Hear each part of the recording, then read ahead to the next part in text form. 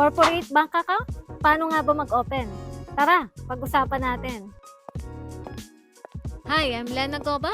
I'm the owner and founder of Len Realty Corporation. 7 months ago, nag-decide ako mag-open ng corporate bank account. So, excited ako pumunta ng bangko. Nagtanong ako kung anong mga requirements at pati na rin maintaining balance. At nagulat ako, pagbigay sa akin ng mga requirements, sobrang dami pala. Kaya yun yung problema ko. So, umisip ako ng paraan at naisip ko nga na humingi ng tulong sa business consultant ko. Na ayos naman lahat ng mga papeles ko, kaya bumalik ulit ako sa bangko para ipasa ito. Kaya lang hinahanapan na naman ako ng bangko ng AMLC or Anti-Money Laundering Certificate. Kailangan daw kasi yun pag real estate ang business mo kasi high risk daw yung real estate. Problema sa AMLC, hindi pala ganun kadali kumuha. 3 beses akong na-reject. Buti na lang yung ika-4 na beses na-approve din. Kaya sobrang saya ko. Bumalik na naman ako sa bangko ngayon. Pagbalik ko sa bangko, hinahanapan naman ako ng titulo ng mga property ko.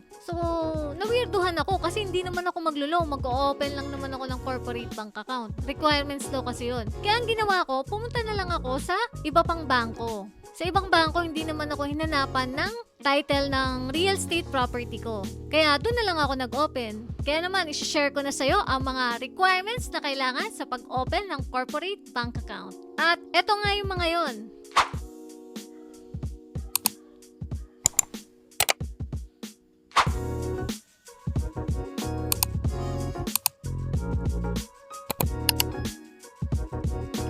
Pinaniniwalaan ko na ang corporate bank account ang magpapa-level up ng business mo.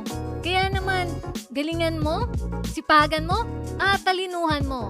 Kung ako nagawa ko, for sure ikaw, kayang-kaya mo rin gawin yon. See you on my next vlog!